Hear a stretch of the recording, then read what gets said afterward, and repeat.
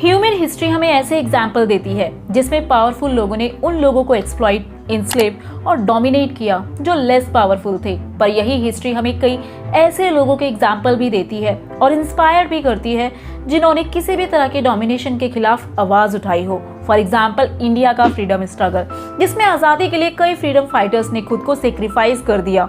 इस चैप्टर में हम ऐसे कई एग्जाम्पल्स देखेंगे और समझने की कोशिश करेंगे कि लोगों के लिए फ्रीडम जैसी वैल्यू इतना इम्पोर्टेंट क्यों है और फ्रीडम किसे कहा जाता है। बट इससे पहले हमें फ्रीडम के आइडियल्स को समझना होगा जिन्हें हम समझेंगे दो स्टोरीज के जरिए। तो चलिए शुरू करते हैं। पहली स्टोरी है नेल्सन मंडेला की। नेल्सन मंडेला जो बिलोंग करते हैं साउथ अफ्रीका से, उन्होंने अपनी ऑटोबायोग्राफी लिखी लॉन्ग वॉक टू फ्रीडम, जिसमें उन्होंने साउथ अफ्रीका में चल रहे अपार्थाइड रिजीम के अगेंस्ट में अपने पर्सनल स्ट्रगल के बारे में बताया है। बट ये अपार्थाइड रिजीम है क्या? अपार्थाइड सिस्टम एक ऐसा सिस्टम है जिसमें रेस यानी नस्ल के आधार पर लोगों के साथ भेदभाव किया जाता है और साउथ अफ्रीका में इसे इम्प्लीमेंट किया गया था यूरोपियन गवर्नमेंट के द्वारा, क्योंकि साउथ अफ्रीका कॉलोनी थी यूरोपियंस की। अपार्थाइड रिजीम के अकॉर्डिंग ब्लैक्स और व्हाइट लोगों के साथ अलग व्यवहार या कहा जा सकता है डिस्क्रिमिनेशन किया जाता था और फॉलो की जाती थी सेग्रीगेशनिस्ट पॉलिसी, जिसके अकॉर्डिंग ब्लैक लोगों के बसेस, स्कूल्स, हॉस्पिटल, एम्बुलेंस यानी सभी पब्लिक फैसिलिटीज अलग हुआ करती थी। कंट्री की सबसे खराब जगह पर ब्लैक लोग, जबकि सबसे अच्छी जगह पर व्हाइट लोग रहा करते थे। व्हाइट लोगों के पास सभी फैसिलिटीज हुआ करती थी जबकि ब्लैक्स के पास नहीं। साउथ अफ्रीका के ब्लैक्स को अपनी ही कंट्री के अंदर मूव करने और अपनी चॉइस से शादी करने तक की फ्री चॉइस नहीं थी और इस पॉलिसी की वजह से ब्लैक्स को काफी ह्यूमिलेशन, परेशानियां और कई बार पुलिस की ब्रुटैलिटीज का भी सामना करना पड़ता था। मंडेला और उनके कलीग्स ने इन्हीं अनजस्ट कॉन्स्ट्रेंट और फ्रीडम के रास्ते में आने वाली रुकावटों को दूर करने के लिए जो स्ट्रगल किया उसे ही लॉन्ग वॉक टू फ्रीडम कहा जाता है। बट मंडेला की ये लड़ाई सिर्फ ब्लैक्स के लिए नहीं थी, कलर्ड और व्हाइट लोगों के लिए भी थी। कलर्ड उन लोगों को कहा जाता था जो इंडिया से जाकर वहां बस चुके थे। पर इस फ्रीडम स्ट्रगल के लिए मंडेला को 28 साल के लिए जेल में डाल दिया गया। साउथ अफ्रीका को आज़ादी मिली 1994 में और आप इमेजिन कर सकते हैं अपनी पूरी लाइफ को अपने आइडल्स के लिए सेक्रीफाइस कर देना। हमारी दूसरी स्टोरी है म्यांमार की आंग सान सू कई की, जो गांधी जी के नॉन वायलेंस से काफी इंस्पायर रही हैं। कई को 15 साल तक उन्हीं के घर में हाउस अरेस्ट रखा गया। पर क्यों? म्यांमार को ब्रिटिश एम्पायर से आजादी मिली 1948 में। 1962 तक म्यांमार में डेमोक्रेटिक फॉर्म ऑफ गवर्नमेंट थी, पर 1962 में यहाँ मिलिट्री रूल आ गया।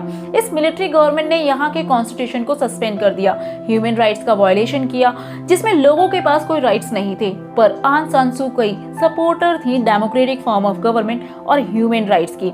उनके फादर भी एक फ्रीडम फाइटर रह चुके थे और इसीलिए 1989 में उन्हें हाउस अरेस्ट कर लिया गया।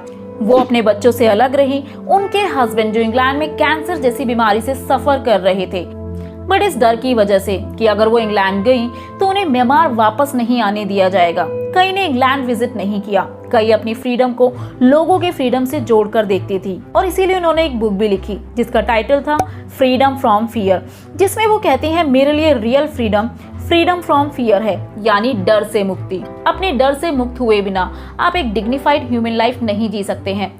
अगर इस लाइन को समझे तो ये काफी ज्यादा डीप थॉट है, क्योंकि कई का मानना था कि हमारे अंदर जो भी डर है उसे खत्म करना जरूरी है। दूसरे लोग हमारे बारे में क्या सोचते हैं उसे डरे बिना हम जो करना चाहते हैं वो सब करें। जिन लोगों के पास कंट्री को चलाने की अथॉरिटी है ना ही उनसे डरे, साथ ही लोगों के मजाक उड़ाने या उनके रिएक्शन से। और ये सच भी है, क्योंकि हम अपनी लाइफ में इसलिए बहुत सी चीजें नहीं कर पाते हैं क्योंकि हम इस डर से बाहर नहीं आ पाते हैं कि लोग और समाज हमारे बारे में क्या सोचेंगे और क्या कहेंगे। कई इसी डर को खत्म करने की बात करती हैं और ये फ्रीडम का एक इम्पॉर्टेंट एस्पेक्ट है, freedom from fear. Nelson Mandela और आंग सान सू कई की बुक हमें फ्रीडम के आइडल्स की पावर के बारे में बताती है। पर क्या हम सच में फ्रीडम का सही मतलब जानते हैं? फ्रीडम एक्चुअली है क्या? तो चलिए जानते हैं इस वीडियो में। What is freedom? अगर सिंपली कहा जाए तो freedom is absence of external constraint, means जब आपके ऊपर बाहर से कोई बंदिशें, कोई रिस्ट्रिक्शंस या कोई दबाव ना हो, आप अपने डिसीजंस लेने के लिए पूरी तरह आज़ाद हो, आप ऑटोनॉमस तरीके से मीन्स जैसा चाहते हैं वैसे अपनी लाइफ को जी सकें। इसका एक एग्जाम्पल लेते हैं। ड्यूरिंग ब्रिटिश रूल हमारे नेशनलिस्ट लीडर कंटिन्यूसली फ्रीडम की डिमांड कर रहे थे। पर क्यों? क्योंकि वो चाहते थे कि हमारी कंट्री में हमारी खुद की गवर्नमेंट हो जो ब्रिटिशर से आज़ाद होकर डिसीजन ले सके। सेम इसी तरह से हमारी डेली लाइफ में जब हमारे ऊपर बाहर से हमें कोई काम करने के लिए नहीं रोका जाता है तो इसका मतलब है freedom is absence of external constraint, यानी हमारे ऊपर कोई बंदिशें या रुकावटें ना होना। बट ये फ्रीडम का केवल एक डायमेंशन है। फ्रीडम का दूसरा डायमेंशन है expanding the capabilities of people to freely express themselves and develop their potential. Means लोगों के लिए ऐसी कंडीशंस बनाना जिसमें वो अपनी क्रिएटिविटी या पोटेंशियल को डेवलप कर सके। फॉर एग्जाम्पल, आप हायर स्टडीज करना चाहते हैं बट ऐसा करना आपकी फैमिली अलाउ नहीं करती है, या कुछ खास कम्युनिटी के साथ स्पेशली ऐसा होता आया है। कई ऐसे बैकवर्ड एरियाज हैं जहां डिस्क्रिमिनेशन की वजह से कई कम्युनिटीज के लोगों को एजुकेशन से दूर रखा गया, जिससे उन्हें अपनी क्रिएटिविटी या पोटेंशियल को डेवलप करने की प्रॉपर कंडीशंस नहीं मिल पाई। फ्रीडम के ये दोनों एस्पेक्ट बहुत इंपॉर्टेंट है। पहला, एब्सेंस ऑफ एक्सटर्नल कंस्ट्रेंट, और दूसरा, existence of condition in which people can develop their talent. अब यहाँ से रेज होता है एक और क्वेश्चन, क्या ऐसा पॉसिबल है कि किसी भी सोसाइटी में एक इंडिविजुअल के ऊपर बिल्कुल रिस्ट्रिक्शंस ना हो? नहीं, ऐसा पॉसिबल नहीं है। एक फ्री सोसाइटी उसे कहा जाता है जो अपने मेंबर्स को मिनिमम सोशल कंस्ट्रेंट के साथ उन्हें उनके पोटेंशियल डेवलप करने के योग्य बनाती है, क्योंकि एक इंडिविजुअल अपनी फ्रीडम को एंजॉय करते हुए दूसरे लोगों को हानि पहुंचा सकता है और इसीलिए जरूरी है कि एक इंडिविजुअल पर मिनिमम रिस्ट्रिक्शंस लगाई जाएं। आपको स्पीड में गाड़ी चलाना बहुत पसंद है बट आपकी ये फ्रीडम दूसरों को नुकसान पहुंचा सकती है। सेम इसी तरह से आपको लाउड म्यूजिक सुनना बहुत पसंद है पर ये लाउड म्यूजिक दूसरों के लिए नॉइस पॉल्यूशन हो सकता है और इसीलिए आपकी इस फ्रीडम पर कुछ रिस्ट्रिक्शंस लगाई जा सकती हैं। बट किस तरह के रिस्ट्रिक्शंस जस्टिफाइड या जरूरी हैं और कौन से नहीं, इन्हें तभी समझा जा सकता है जब एक इंडिविजुअल और सोसाइटी के बीच के रिलेशन को समझा जाए। यहाँ सोसाइटी से हमारा मतलब कोई ग्रुप, कम्युनिटी और स्टेट भी हो सकता है, क्योंकि एक इंडिविजुअल ग्रुप, कम्युनिटी या स्टेट के अंदर रहता है। हमने अभी पढ़ा फ्रीडम से हमारा मतलब है एब्सेंस ऑफ एक्सटर्नल कंस्ट्रेंट, पर फ्रीडम से हमारा मतलब है उन सोशल कंस्ट्रेंट को लिमिट करना जो हमारी फ्रीली चॉइस करने की एबिलिटी को रिस्ट्रिक्ट करते हैं। अगर फ्रीडम के पॉजिटिव डायमेंशन की बात करें तो एक फ्री सोसाइटी वो है जिसमें एक इंडिविजुअल, ग्रुप या नेशन अपने खुद के डिसीजन लेकर अपना फ्यूचर या डेस्टिनी डिसाइड कर सकता है। इसका मतलब एक ऐसी सोसाइटी जो एक इंडिविजुअल को उसकी क्रिएटिविटी, सेंसिबिलिटी और कैपेबिलिटीज को डेवलप करने का पूरा मौका देती है। एक ऐसी सोसाइटी जिसमें लोगों के ऊपर मिनिमम कांस्टेंट होते हुए भी वो अपने इंटरेस्ट को परस्यू कर पाएं, चाहे वो स्पोर्ट्स हो, साइंस हो, आर्ट्स, म्यूजिक या कॉमर्स हो। फ्रीडम इसलिए हमारे लिए इतना इम्पोर्टेंट हो जाता है क्योंकि इसी फ्रीडम के जरिए हम डिफरेंट चॉइसेस कर पाते हैं या डिसीजन ले पाते हैं हमें क्या करना है और क्या नहीं, जो हमें एक रीजन करने की क्षमता भी देता है, यानी हमारा खुद पर कंट्रोल होना कि हमारे लिए क्या सही है और क्या गलत। फॉर एग्जाम्पल, क्योंकि मेरे पास फ्रीडम है इसलिए मैं अल्कोहल कंज्यूम करता हूँ, बट क्या ये फ्रीडम का सही यूज है या गलत? अपने अंदर इस तरह की रीजन करने की क्षमता को डेवलप करना भी फ्रीडम का पॉजिटिव एस्पेक्ट है। बट ऐसे कौन से सोर्सेज हैं जो हमारी फ्रीडम को रिस्ट्रिक्ट करते हैं? The source of constraint. ये कंस्ट्रेंट दो तरीके से लगाए जा सकते हैं। पहला, through domination and external control. इस तरह के रिस्ट्रिक्शंस गवर्नमेंट के द्वारा बाय लॉ लगाई जाती हैं, जैसे कि हमें पीसफुल मीटिंग करने का पूरा अधिकार है, पर गवर्नमेंट हमारी इस फ्रीडम को लॉ के द्वारा रिस्ट्रिक्ट कर दे। पर क्या ये रिस्ट्रिक्शंस जस्टिफाइड है या अनजस्टिफाइड? Obviously unjustified. इसके बहुत से एग्जाम्पल्स हैं, लाइक साउथ अफ्रीका और इंडिया।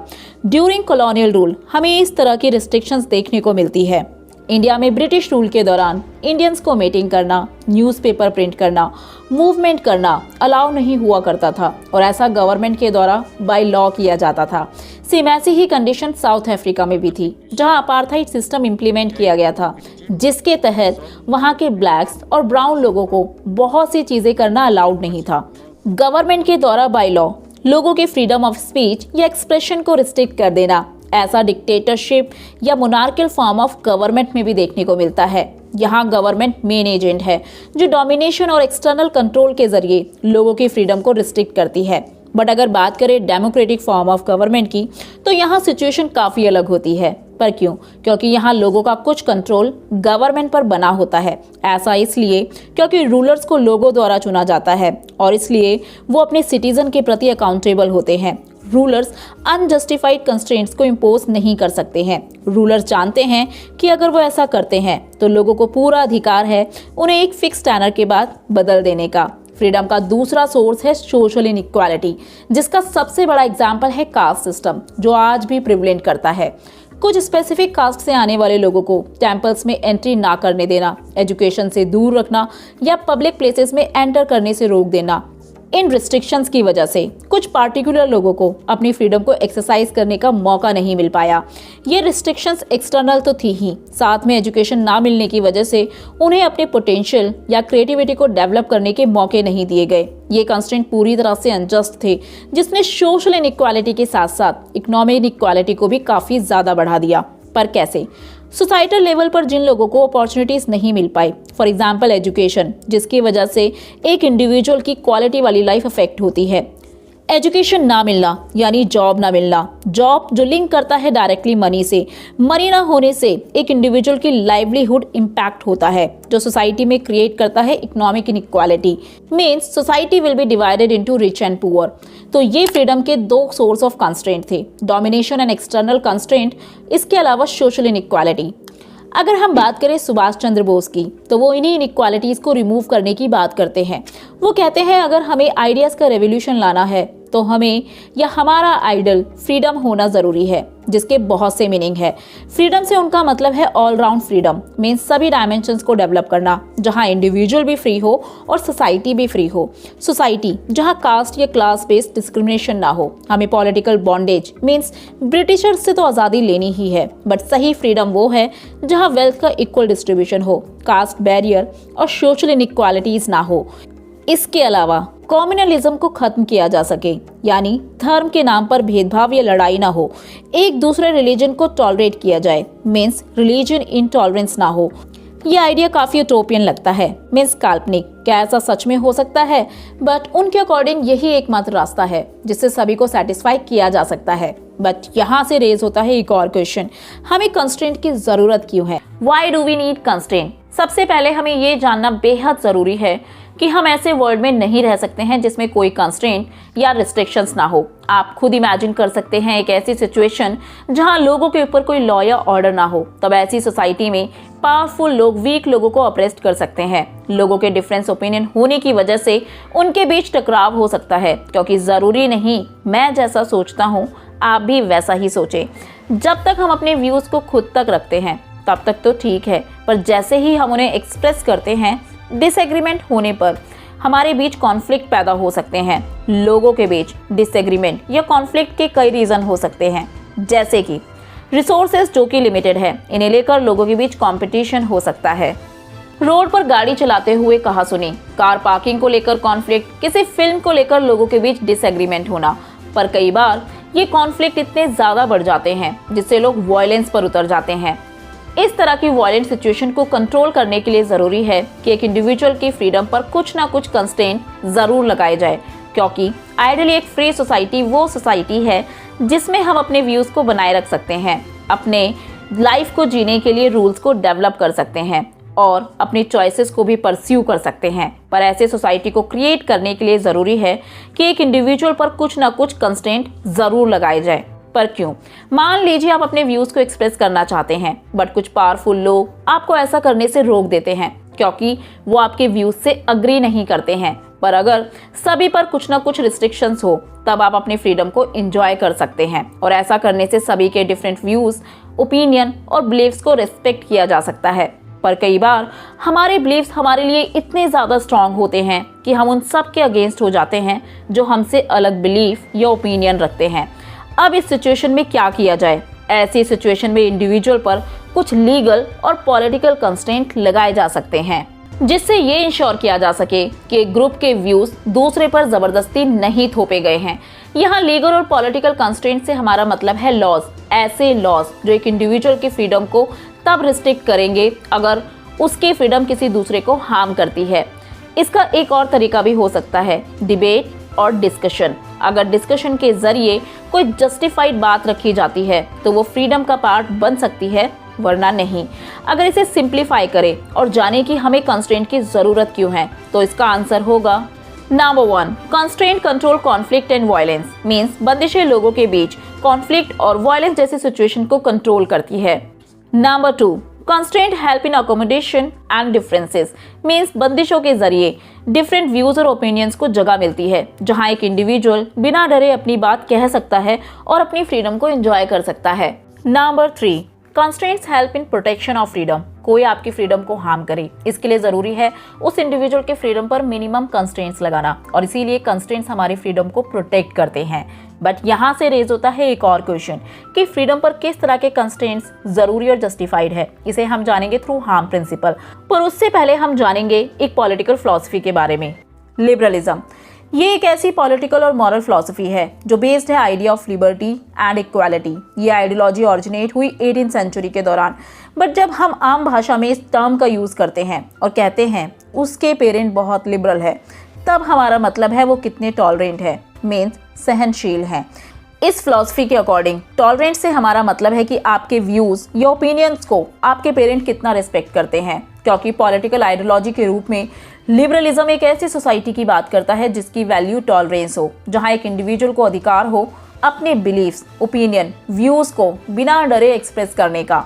एक लिबरल चाहे किसी भी इंडिविजुअल से कितना भी डिसएग्री करता हो, बट वो उसके आइडियाज और बिलीफ को एक्सप्रेस करने के राइट को पूरा सपोर्ट करता है। लिबरलिज्म की सबसे बड़ी कैरेक्टरिस्टिक ये है कि एक इंडिविजुअल इसका सेंटर है, मीन्स ये एक व्यक्ति और उसकी फ्रीडम को इम्पोर्टेंस देते हैं। इनके अकॉर्डिंग एक इंडिविजुअल को पूरा अधिकार है अपनी लाइफ को अपने तरीके से जीने का, अपनी खुद की चॉइसेस बनाने का, जब तक कि वो किसी और के राइट को हार्म ना करे।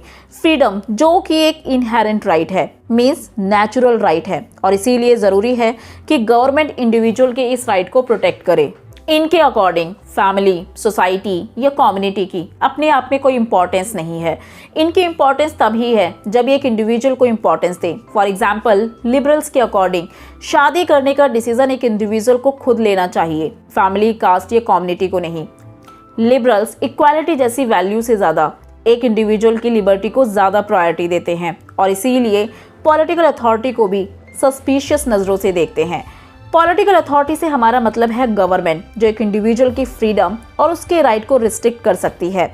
इसके कुछ एग्जाम्पल लेते हैं, लाइक सेंसरशिप, जिसके अकॉर्डिंग गवर्नमेंट के पास पावर है आपके स्पीचेस और ओपिनियंस को सेंसर कर देने का, जिससे एक इंडिविजुअल अपने ओपिनियंस या आइडियाज़ को एक्सप्रेस करने से डरेगा। इसका एक और एग्जाम्पल हो सकता है जब गवर्नमेंट आपके रिलीजियस फ्रीडम आपसे छीन ले, जैसे कि आपको रिस्ट्रिक्ट कर दे कि आप अपने रिलीजियस प्रैक्टिसेस को परफॉर्म नहीं कर सकते हैं। और इसीलिए इनके अकॉर्डिंग गवर्नमेंट का काम है सिर्फ इंडिविजुअल के राइट्स को प्रोटेक्ट करना, ना कि उन्हें रिस्ट्रिक्ट करना। अगर हिस्टोरिकली देखा जाए तो पॉलिटिकल फिलॉसफी के रूप में इस थ्योरी का ओरिजिन हुआ 18th सेंचुरी के दौरान during enlightenment movement in western Europe. Liberalism एक ब्रॉड थ्योरी है जिसके डिफरेंट वर्जन्स देखने को मिलते हैं, बट मेनली इसे दो पार्ट्स में डिवाइड किया जा सकता है, क्लासिकल लिबरलिज्म और मॉडर्न लिबरलिज्म। क्लासिकल लिबरलिज्म जिसके मेन थिंकर हैं जॉन लॉक, और इसके की फीचर्स हैं individualism, limited role of government, free market, property right, civil liberties और इंटरनेशनल पीस। इन शॉर्ट ये बात करते हैं इंडिविजुअल की फ्रीडम और मार्केट में गवर्नमेंट का इंटरफेरेंस ना होना। बेसिकली ये बात करते हैं फ्री मार्केट की, जो सपोर्ट करता है कैपिटलिस्ट सिस्टम को। कैपिटलिस्ट सिस्टम को और अच्छे से जानने के लिए आप आई बटन पर दिए गए वीडियो को देख सकते हैं। लिबरल्स इसके अलावा बात करते हैं प्राइवेट प्रॉपर्टी के प्रोटेक्शन की, क्योंकि इनके अकॉर्डिंग एक इंडिविजुअल को प्रॉपर्टी को ओन और कंट्रोल करने का पूरा अधिकार है जिसे उसने अपनी मेहनत से कमाया है। रूल ऑफ लॉ, इनके अकॉर्डिंग रूल सभी के लिए समान होने चाहिए। इसके अलावा ये पूरी तरह सपोर्ट करते हैं सिविल लिबर्टीज को, जैसे कि freedom of speech and religion. At last, international peace, इनके अकॉर्डिंग विश्व में शांति लाने के लिए ज़रूरी है कॉपरेशन, और वो तभी पॉसिबल है जब कंट्रीज अपनी इकोनॉमिक ग्रोथ के लिए ट्रेड करे, जो पॉसिबल होगा थ्रू कॉपरेशन। बट समय के साथ इस थ्योरी में कई चेंजेस आए, और इसीलिए लेट 19th और अर्ली 20th सेंचुरी में इस थ्योरी में कुछ चेंजेस किए गए और नाम दिया गया मॉडर्न लिबरलिज्म, जिसको सोशल लिबरलिज्म भी कहा जाता है। इसके मेन थिंकर हैं John Stuart Mill, T.H. Green, John Dewey, Franklin D Roosevelt और भी कई हैं। इसके की फीचर्स हैं individual right, equality and social justice, active government, social welfare, environmental protection, multiculturalism and collective action. In short classical की तरह ये भी इंडिविजुअल राइट की बात करते हैं, बट इन दोनों में जो मेन डिफरेंसेस है ये प्रमोट करते हैं idea like equality and justice. इनके अकॉर्डिंग सोसाइटी में सभी को जस्टिस मिलना बेहद जरूरी है और इसीलिए जरूरी ये भी है कि मार्जिनलाइज्ड, डिसएडवांटेज ग्रुप और माइनॉरिटीज के राइट्स को प्रोटेक्ट किया जाए और उनके वेलफेयर के लिए काम किया जाए। Number 2, active government. इनके अकॉर्डिंग सोशल और इकोनॉमिक इश्यूज जैसे कि पॉवर्टी, एजुकेशन और हेल्थ केयर जैसे प्रॉब्लम्स को सॉल्व करने के लिए गवर्नमेंट एक्टिवली काम करे। नंबर 3, सोशल वेलफेयर, जो कि इस थ्योरी का मोस्ट इंपॉर्टेंट फीचर है। इनके अकॉर्डिंग गवर्नमेंट को ऐसी पॉलिसीज बनानी चाहिए जो अनएम्प्लॉयमेंट के बेनिफिट, फूड असिस्टेंस और हेल्थ केयर जैसी प्रॉब्लम्स पर ध्यान दे। Number 4, multiculturalism. ये सपोर्ट करते हैं डाइवर्स कल्चर को और बात करते हैं इमिग्रेंट्स के राइट की। Number 5, collective action. इनके अकॉर्डिंग सोशल और इकोनॉमिक प्रॉब्लम्स को केवल कलेक्टिव एक्शन के द्वारा ही सॉल्व किया जा सकता है। फ्रीडम जैसे आइडिया को समझने के लिए लिबरल्स के आइडियाज को समझना बेहद जरूरी है। लिबरल्स जो कि एक इंडिविजुअल की फ्रीडम को सबसे ज्यादा वैल्यू देते हैं और इसीलिए एक इंडिविजुअल पर मिनिमम रिस्ट्रिक्शंस की बात करते हैं। बट यहीं से रेज होता है एक और क्वेश्चन कि एक इंडिविजुअल पर कौन से कंस्ट्रेंट जरूरी और जस्टिफाइड हैं और कौन से नहीं। इसे हम जानेंगे थ्रू हार्म प्रिंसिपल। तो चलिए शुरू करते हैं। Harm principal. जॉन स्टुअर्ट मिल जो कि एक लिबरल थे, उन्होंने अपने एसे ऑन लिबर्टी में इसी क्वेश्चन को एक्सप्लेन किया है जिसे कहा गया हार्म प्रिंसिपल। ये एक ऐसी मोरल और पॉलिटिकल फिलॉसफी है जिसके अकॉर्डिंग एक इंडिविजुअल जैसा चाहे वैसा एक्ट करने के लिए पूरी तरह फ्री है, बट जब तक उसके एक्शंस किसी और को हार्म ना करें। इस प्रिंसिपल को अक्सर यूज किया जाता है इंडिविजुअल के राइट को प्रोटेक्ट करने के लिए, जैसे कि फ्रीडम ऑफ स्पीच और एक्सप्रेशन। मीर इस एसे में बात करते हैं दो तरह के एक्शंस की, पहला सेल्फ रिगार्डिंग एक्शन और दूसरा अदर रिगार्डिंग एक्शंस। पहले जानते हैं सेल्फ रिगार्डिंग एक्शंस के बारे में। ये ऐसे एक्शंस हैं जिनके प्रभाव सिर्फ इन एक्शंस को करने वाले इंडिविजुअल पर पड़ते हैं, जैसे कि किसी इंडिविजुअल को क्या खाना है, क्या पहनना है, कहाँ रहना है, या वो अपना फ्री टाइम कैसे स्पेंड करना चाहता है या किन लोगों के साथ अपने रिलेशंस बनाना चाहता है। ये ऐसे प्राइवेट मैटर्स है जिनका असर सिर्फ डिसीजन लेने वाले इंडिविजुअल पर पड़ता है। ये एक्शन किसी को हार्म नहीं करते हैं और इसीलिए इन्हें सेल्फ रिगार्डिंग एक्शन कहा जाता है। मील के अकॉर्डिंग इन एक्शंस और डिसीजन के मामलों में स्टेट या किसी एक्सटर्नल अथॉरिटी को इंटरफेयर करने की कोई ज़रूरत नहीं है और इसे सिंप्लीफाई करें तो ये कुछ ऐसा होगा, that's my business, I will do what I like, how does it concern you, if it does not affect you. Means ये मेरा काम है, मैं इसे वैसे करूंगा जैसे मेरा मन होगा, क्योंकि ये एक्शन किसी और को अफेक्ट नहीं करते हैं इसलिए दूसरों को इनसे कोई मतलब नहीं है। बट अगर बात करें अदर रिगार्डिंग एक्शंस की तो ये एक इंडिविजुअल के वो एक्शन है जो दूसरों को हार्म कर सकते हैं, जैसे कि किसी को बुली या हरास करना, किसी के साथ रेस, कास्ट, जेंडर या किसी के आधार पर भी डिस्क्रिमिनेशन कर दूसरों को इक्वल अपॉर्चुनिटीज लेने से रोक देना, एक्सप्लॉइटेशन, या इसके बहुत से एग्जाम्पल हो सकते हैं। मेल के अकॉर्डिंग अदर रिगार्डिंग एक्शंस पर स्टेट या एक्सटर्नल अथॉरिटी द्वारा रिस्ट्रिक्शंस लगाई जा सकती हैं। इन शॉर्ट, स्टेट एक इंडिविजुअल के फ्रीडम को कंस्ट्रेंट कर सकता है, बट कभी कभी हम ना चाहते हुए भी अपनी फ्रीडम को एंजॉय करते हुए दूसरों को हार्म कर सकते हैं। क्या इस केस में भी एक्सटर्नल अथॉरिटी द्वारा रिस्ट्रिक्शंस लगाई जा सकती है? इसका एक एग्जांपल लेते हैं। आप अपने घर में लाउड म्यूजिक सुनते हैं और आप ऐसा कर सकते हैं क्योंकि आप अपनी फ्रीडम को एंजॉय कर रहे हैं, पर इस लाउड म्यूजिक से आपके नेबर्स को प्रॉब्लम होती है, तो क्या आपके इस फ्रीडम पर स्टेट के द्वारा कंस्ट्रेंट लगाए जा सकते हैं? इसके लिए मील कहते हैं फ्रीडम ह्यूमन सोसाइटी का कोर है और डिग्निफाइड ह्यूमन लाइफ जीने के लिए फ्रीडम बहुत इंपॉर्टेंट है और इसीलिए एक इंडिविजुअल की फ्रीडम पर बंदिशें केवल स्पेशल सर्कमस्टांसेस में ही लगाई जा सकती हैं। कंस्ट्रेंट लगाने के लिए जरूरी है कि किसी इंडिविजुअल को होने वाला हार्म काफी सीरियस हो, बट माइनर हार्म होने पर मील रिकमेंड करते हैं सोशल डिसअप्रूवल, ना कि फोर्स ऑफ लॉ। जैसे कि लाउड म्यूजिक के केस में मील सजेस्ट करते हैं सोशल डिसअप्रूवल मीन्स केवल दूसरे लोगों के द्वारा असहमति जताना ही काफी होगा। मील के अकॉर्डिंग हमें लोगों के different ways of life, different point of views, different interest को सहन करना आना चाहिए जब तक कि वो किसी और को हार्म ना करे। बट अगर किसी के व्यूज, ओपिनियन, स्पीचेस लोगों के बीच हेट को स्प्रेड करते हैं तो ऐसे आइडियाज को टॉलरेट नहीं किया जा सकता है और इसीलिए इस केस में एक इंडिविजुअल की फ्रीडम पर कंस्ट्रेंट लगाए जा सकते हैं, पर ये कंस्ट्रेंट इतने भी स्ट्रिक्ट ना हो जिससे उस व्यक्ति की फ्रीडम ही खत्म हो जाए। फॉर एग्जाम्पल, अगर कोई इंडिविजुअल किसी स्पेसिफिक रिलीजन या कास्ट के अगेंस्ट में अपनी स्पीचेस के थ्रू हेट कैंपेन चलाता है, तब उस इंडिविजुअल की मूवमेंट या पब्लिक मीटिंग होल्ड करने के राइट को कर्टेल किया जा सकता है। बट इस वजह से उस इंडिविजुअल के लिए लाइफ इम्प्रिजनमेंट की डिमांड नहीं कर सकते हैं। हालांकि बहुत से थिंकर्स का ये भी मानना है कि सेल्फ रिगार्डिंग और अदर रिगार्डिंग एक्शंस को क्लियरली अलग नहीं किया जा सकता है, क्योंकि कई बार हमारे डिसीजन के सेल्फ रिगार्डिंग एक्शंस दूसरों को हार्म कर सकते हैं। फॉर एग्जाम्पल, एक इंडिविजुअल ड्रग्स कंज्यूम करता है, ये एक सेल्फ रिगार्डिंग एक्शन है जो केवल उसे ही अफेक्ट करेगा, बट इन केस ड्रग्स के एक्सेसिव यूज से उसकी डेथ हो जाती है तो इसका असर उसकी फैमिली पर भी पड़ता है और इसीलिए इन एक्शंस को क्लियरली डिफरेंशिएट नहीं किया जा सकता है। बट अगर बात करें इंडिया की, तो इंडिया के कॉन्स्टिट्यूशनल डिस्कशन में इस तरह की जस्टिफाइड कंस्ट्रेंट के लिए जो टर्म यूज किया गया है वो है रीजनेबल रिस्ट्रिक्शंस। ऐसे रिस्ट्रिक्शंस जिन्हें किसी रीजन की वजह से इम्पोज किया जाता है। For example, during emergency government हमारे फ्रीडम जैसे राइट पर कुछ ना कुछ रिस्ट्रिक्शंस लगा सकती है। आर्टिकल 19 हमें कई तरह की फ्रीडम देता है, बट ड्यूरिंग इमरजेंसी इन पर रिस्ट्रिक्शंस लगाई जा सकती हैं। तो ये था जेएस मिल के द्वारा दिया गया हार्म प्रिंसिपल। इस चैप्टर की शुरुआत में हमने लिबर्टी की 2 डायमेंशंस जाने। पहला, freedom as the absence of external constraint, और दूसरा, freedom as the expansion of opportunities to express oneself. Political theory में इन्हें ही नेगेटिव और पॉजिटिव लिबर्टी कहा जाता है। तो चलिए इसे डिटेल से जानते हैं। नेगेटिव लिबर्टी, इसे डिफाइन किया जाता है in terms of freedom from, means freedom किससे, तो हमारा आंसर होगा फ्रीडम फ्रॉम एक्सटर्नल अथॉरिटी। अब ये एक्सटर्नल अथॉरिटी स्टेट या सोसाइटी हो सकती है जो एक इंडिविजुअल की फ्रीडम पर बंदिशें लगा सकती है। ये एक इंडिविजुअल का वो एरिया है जिसमें एक इंडिविजुअल की लिबर्टी इनवायलेबल है, मीन्स जिसमें स्टेट का इंटरफेरेंस नहीं है।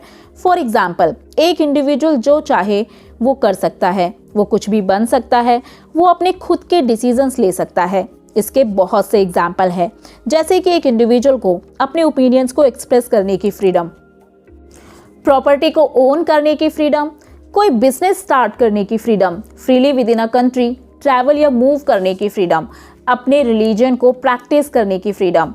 बेसिकली ये वो मिनिमम एरिया है जिसमें कोई इंटरफेरेंस नहीं है। बट यहाँ क्वेश्चन ये भी है कि एक इंडिविजुअल को नेगेटिव लिबर्टी क्यों देनी चाहिए, तो इसका रीजन है एक इंडिविजुअल जिससे मिलकर एक सोसाइटी बनी है, और इसीलिए प्राइमरी एक इंडिविजुअल और उसकी डिग्निटी है। पहले इंडिविजुअल आया, बाद में सोसाइटी। ये एक इंडिविजुअल का minimum area of non interference है। हमने यहाँ टर्म यूज किया मिनिमम एरिया, मीन्स ये एरिया कितना बड़ा होगा जिसमें स्टेट का इंटरफेरेंस नहीं होगा, जिसमें एक इंडिविजुअल कुछ भी करने के लिए आज़ाद होगा।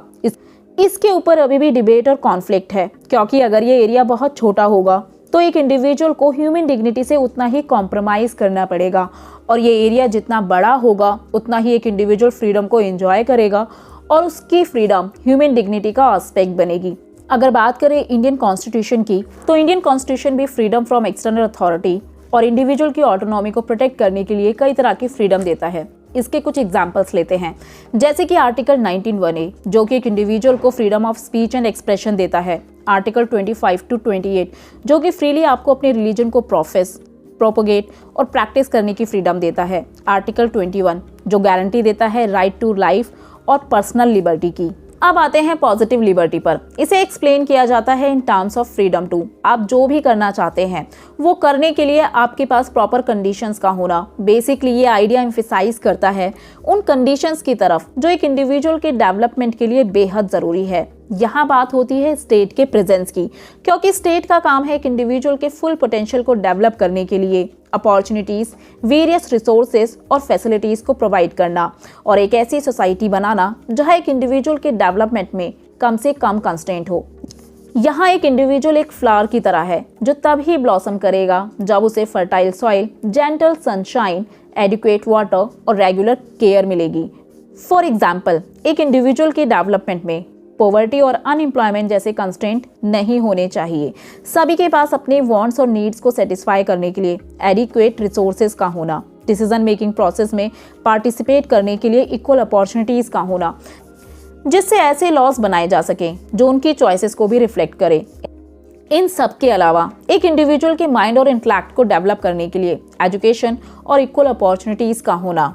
हमारे इंडियन कॉन्स्टिट्यूशन में भी कई प्रोविजंस हैं जो कि पॉजिटिव लिबर्टी को रेफर करते हैं, जैसे कि हमारे फंडामेंटल राइट्स जो कि एक सिटीजन के डिग्निटी के लिए बेहद ज़रूरी है, जैसे कि right to equality, right against exploitation, right to education, right to constitutional remedies etcetera. जहां नेगेटिव लिबर्टी एम्फेसाइज करती है freedom from external authority means बाहरी बंदिशों से मुक्ति, वहीं पॉजिटिव लिबर्टी का आइडिया एम्फेसाइज करता है फ्रीडम केवल बाहर से नहीं बल्कि ऐसी सोसाइटी बनाना जो एक इंडिविजुअल को उसके पोटेंशियल को डेवलप करने के योग्य बनाती है। बट एक सोसाइटी की स्टेबिलिटी के लिए दोनों का होना बेहद जरूरी है। लास्ट वीडियो में हमने बात की पॉजिटिव और नेगेटिव लिबर्टी के बारे में। आज हम बात करेंगे फ्रीडम से जुड़े बहुत ही इंपॉर्टेंट कॉन्सेप्ट के बारे में, that is freedom of expression. तो चलिए शुरू करते हैं। फ्रीडम ऑफ एक्सप्रेशन से हमारा मतलब है बोलने की आज़ादी, अपने व्यूज, ओपिनियन और आइडियाज को एक्सप्रेस करने की आज़ादी। माना जाता है कि इंडिविजुअल की ये freedom minimum area of non interference से बिलोंग करती है, मींस जिसमें एक्सटर्नल अथॉरिटी का कम से कम इंटरफेरेंस हो। पर क्यों? इसे जानने से पहले हम कुछ एग्जांपल्स लेते हैं। कई बार ऐसा होता है कि कुछ लोग किसी particular book, play, film, article या जर्नल को बैन करने की डिमांड करते हैं, जबकि नेगेटिव लिबर्टी या हार्म प्रिंसिपल में हमने जाना कि आप किसी की फ्रीडम पर तब तक कंस्ट्रेंट नहीं लगाते हैं जब तक उसकी फ्रीडम किसी और को हार्म ना करे। मींस ये एक इंडिविजुअल का minimum area of non interference है। बट फ्रीडम ऑफ एक्सप्रेशन एक फंडामेंटल वैल्यू है। हो सकता है कि आपको किसी के आइडिया या व्यू पसंद ना हो, बट हमारी सोसाइटी में इसके लिए जरूरी है टॉलरेंस जैसी वैल्यू का होना, में सहन करने की क्षमता होना। इसके लिए वॉलेटायर बहुत ही फेमस स्टेटमेंट देते हैं, I disapprove of what you say, but I will defend to death your right to say it. Means तुम जो कहते हो मैं उसका सपोर्ट नहीं करता हूँ, बट मैं मरते दम तक तुम्हारे बोलने के अधिकार को डिफेंड करूंगा। इसके कुछ और एग्जाम्पल्स भी लेते हैं। कुछ साल पहले दीपा मेहता, जो कि एक फिल्म मेकर है, वो काशी में विडोज के ऊपर एक फिल्म बनाना चाहती थी, जो फिल्म के थ्रू उनकी बुरी कंडीशंस को शो करना चाहती थी। बट इसके अगेंस्ट में कुछ पॉलिटिकल लोगों द्वारा स्ट्रॉन्ग प्रोटेस्ट किया गया। प्रोटेस्टर्स का कहना था कि इस फिल्म के जरिए इंडिया को बुरी तरह से प्रोजेक्ट किया जाएगा, जिससे काशी की काफ़ी बदनामी होगी। इसी तरह से ओब्रे मैनन की रामायण रीटोल्ड, सलमान रश्दी की the Satanic versus, the last temptation of Christ नाम की एक और फिल्म और मी नाथुराम बोलते नाम का एक नाटक को पूरी तरह से प्रोटेस्ट के बाद बैन कर दिया गया। प्रेजेंट में भी इसके कई एग्जाम्पल्स हैं। इस तरह के बैन शॉर्ट टाइम के लिए एक इजी सॉल्यूशन है, बट लॉन्ग टर्म के लिए ये एक इंडिविजुअल की फ्रीडम के लिए बेहद हानिकारक है। क्योंकि जब हम लगातार इस तरह के बैन लगाते हैं तब हमारी सोसाइटी के अंदर धीरे धीरे कांस्टेंट लगाने की आदत डेवलप होने लगती है, जिससे एक सोसाइटी टॉलरेंस जैसी वैल्यू खो देती है, या हम एक ऐसी सोसाइटी को डेवलप कर देते हैं जहां एक दूसरे के व्यूज़ को एक्सेप्ट या टॉलरेट नहीं किया जाता है। बट इसका मतलब ये नहीं है कि कंस्टेंट नहीं लगाए जा सकते हैं। आपने सेंसरशिप के बारे में ज़रूर सुना होगा, जो अक्सर फिल्म्स पर लगाई जाती है, बट ये सेंसरशिप बैन कर देने से पूरी तरह अलग है। बट यहाँ मेन क्वेश्चन ये है कि क्यों एक इंडिविजुअल के फ्रीडम ऑफ एक्सप्रेशन को रिस्ट्रिक्ट नहीं करना चाहिए। तो इसका आंसर देते हैं 19th सेंचुरी के ब्रिटेन के पॉलिटिकल थिंकर जॉन स्टुअर्ट मिल, जो कि एक लिबरल थे। उन्होंने अपनी बुक ऑन लिबर्टी में 4 रीजंस दिए हैं कि क्यों बोलने के अधिकार को रिस्ट्रिक्ट नहीं करना चाहिए। Reason number 1, no idea is completely false. Means कोई भी आइडिया पूरी तरह गलत नहीं होता है। हर आइडिया में कुछ ना कुछ ट्रुथ के एलिमेंट प्रेजेंट होते हैं। अगर आज हमने उस आइडिया को बैन कर दिया तो हम उसमें छुपे हुए ट्रुथ के एलिमेंट को हमेशा के लिए खो देंगे। इसका एक एग्जाम्पल लेते हैं। During 16th to late 19th century India में सती प्रथा जैसे इविल को प्रैक्टिस किया जाता था, बट राजा राम मोहन राय जैसे थिंकर ने इसे अपोज किया। उनका ये आइडिया बहुत से इंडियंस को पसंद नहीं था, पर अगर इस आइडिया को उस टाइम पर बैन कर दिया जाता तो शायद ये प्रथा आज भी इंडिया में प्रिवलेंट होती। Reason number 2, truth does not emerge by itself. Means truth कभी भी अपने आप इमर्ज नहीं होता है। ये तभी इमर्ज होता है जब दो अपोजिट आइडिया या व्यूज के बीच आपस में टकराव होता है, और इन आइडियाज के टकराव के बाद ही एक सही आइडिया या विचार सामने निकल कर आता है। फॉर एग्जाम्पल, सोसाइटी में कोई भी डिसीजन डिबेट या डिस्कशन द्वारा लिया जा सकता है। Reason number 3, truth always runs the risk of being reduced to an unthinking cliche. Means मैंने जो कहा सिर्फ उसमें ही सच्चाई है। ऐसा तब तक ही पॉसिबल है जब तक हमारे सामने कोई अपोजिट व्यू नहीं आता है। मीन्स जब तक हम डिबेट और डिस्कशंस नहीं करते हैं तब तक हमें एक ट्रस्टवर्दी आइडिया नहीं मिलता है। Reason number 4, we can not be sure that what we consider is actually true. Means हम कभी भी अपने व्यूज को लेकर श्योर नहीं हो सकते हैं कि जो मैंने कहा है वही सच है, क्योंकि कई बार जिन आइडियाज को किसी टाइम पर पूरे सोसाइटी में गलत समझा गया और दबा दिया गया, बाद में इन आइडियाज में सच्चाई पाई गई। फॉर एग्जाम्पल, आज हम पॉलिटिकल थ्योरी में जितने भी आइडियाज को पढ़ते हैं, जैसे फ्रीडम, इक्वालिटी, फ्रेटर्निटी, ये आइडियाज समय के साथ इवॉल्व हुए हैं। आज most of the countries democratic है, जहाँ डिफरेंट आइडियाज पर डिबेट और डिस्कशंस होते हैं। बट क्या एंशिएंट और मेडिवल टाइम में ऐसा पॉसिबल था? तब इन आइडियाज को अपोज किया जाता था। तो ये थे जॉन स्टुअर्ट मिल के द्वारा दिए गए वो 4 रीजंस, जिसमें वो कहते हैं कि क्यों एक इंडिविजुअल के फ्रीडम ऑफ एक्सप्रेशन जैसे राइट को रिस्ट्रिक्ट नहीं करना चाहिए। ये था इस चैप्टर का last part. Hope you like this video. For more videos do like, share and subscribe to our channel.